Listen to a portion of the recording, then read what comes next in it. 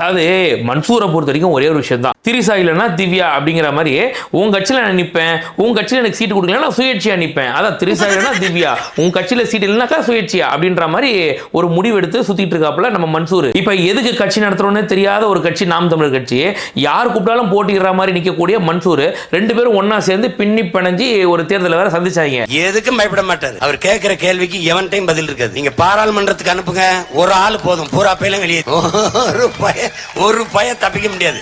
என் அண்ணன் மன்சூர் அலிகான் அவர்களுடைய வெற்றி என்பது அவருடைய வெற்றி, என்னுடைய வெற்றி, என் கட்சியின் வெற்றி அல்ல. தமிழன் என்கிற இனத்தின் வெற்றி, தமிழ் இனத்தின் தன்மானத்திற்கான வெற்றி, உழைக்கும் மக்களின் வெற்றி, உழவர் குடியின் வெற்றி. அதாவது நாம் தமிழர் கட்சியில நிக்கிறதுக்கே ஆள் கிடையாது, இவனுக்கு சீட்டு கொடுக்கவே ஆள் கிடையாது.